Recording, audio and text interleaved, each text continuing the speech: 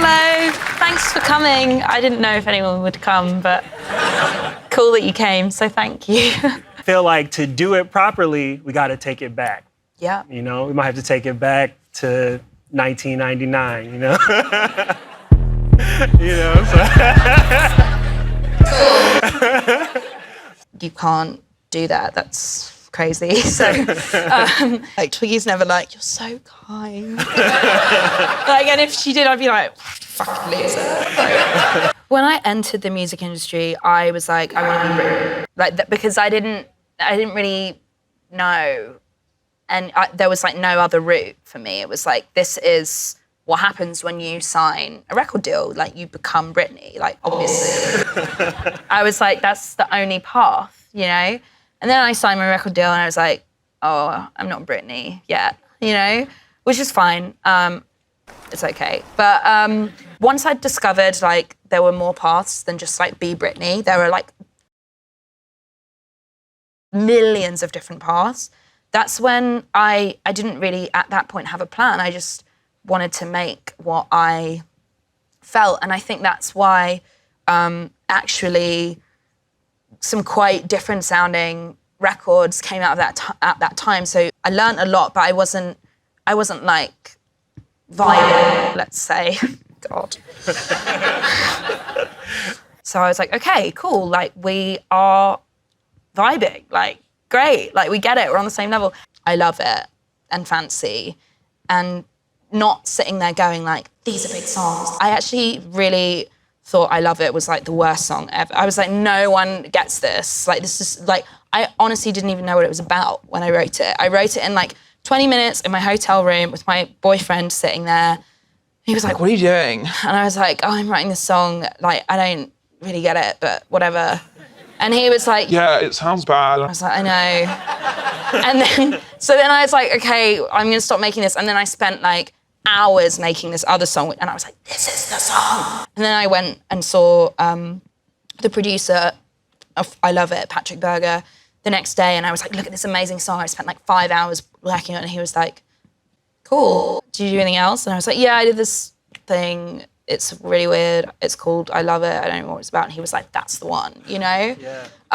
So I didn't really have, sorry, I'm talking so much. I know you have so many questions. Okay. We're here to hear you just talk. Tell me like, just be like, shh. No. It's good. I'm loving all of this. Okay, you love it? Cool. So then, yeah, I didn't, at that point, I was just like making what I felt. That's the short answer to your question, yeah. I feel good about Sucker as an album because doing it slaps. Need Your Love is a fucking anthem. I mean, Boom Clap, we know.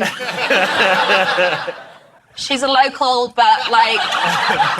I'm very honored to be in the presence of so many locals. And the song is Break the Rules, by the way. Sorry, I wrote it in a writing camp, and I was like, maybe you know this story, I don't know, but I wrote it and I was like, whoever ends up singing this song is so fucking stupid. And then it was me. So there you go, yeah. I'm definitely not at the point where I'm like, I'm not gonna be an artist anymore, like definitely not there yet. But I think that, you know, possibly there will one day be a point where I'm like, I don't wanna be like on tour all the time or like making like 2 albums a year or 2 mixtapes a year or whatever. Like, I just wanna like write songs and like manage this really incredible person. Not yet. I'm talking like 10, 15 years, like we're good. We've still got a long run left, it's fine. So it doesn't necessarily feel like taking off a hat completely. It's more like tipping the hat, you know? It's like still kind of on. Like, good day, sir, you know? Like that. No, I mean, I don't know, it's incredible for me to talk to you and know all the different hats that you wear, all the different ways you're tipping your hat. Yeah. I started therapy, like, thanks, guys. Yeah, therapy is kind of like accepted. You know, just the fact that you guys were like, woo, like in the UK, people would be like, Like no one would be like, woo, people would just be like, oh, like weird. So yeah, thanks, I feel supported. I feel very in control, and I feel that way because I have a great team and I have, as much as a lot of my fans would hate to believe, a good relationship with my record label. It's fucking amazing! It's so good, so good! Loved it, love that. It's so good.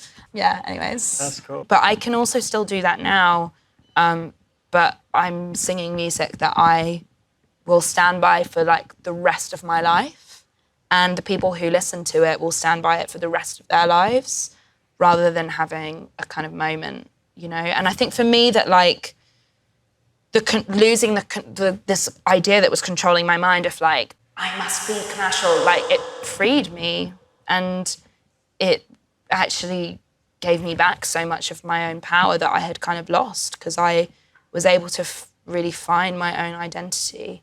And that gave me ultimate control of everything that I was doing.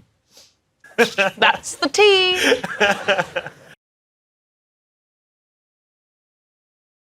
But I didn't really feel like I found my identity as a person really until I started exploring music and how music made me feel and creating music made me feel. And that was kind of when I was like 13, 14, that's I think when I started experimenting with music and really discovering that I had all of these interests outside of like going to school, which wasn't really like the interest that I chose. It was just kind of forced upon me. But I think it's important to know, like, I feel like we're all like, you know, on this journey of like finding ourselves, like, who are we? Like, gotta love myself, like, gotta be like, I don't care about being perfect. Like, you know, like, there's all this fucking shit. Like, yes, you do have to work towards that, but I think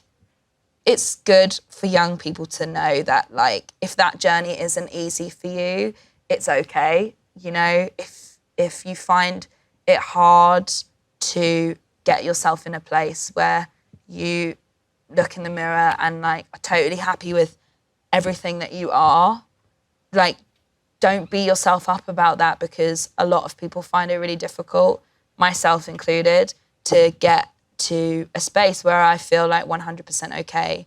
And I think some people make it look really easy, and that's because Instagram is a lie. But, you know, it's like, it's okay. I think my main message would be that it's okay to feel vulnerable. It's okay to make mistakes, and it's okay to, have ups and downs in your life, because it can't always be smooth sailing. If it is, that's so great for you, and you're extremely lucky.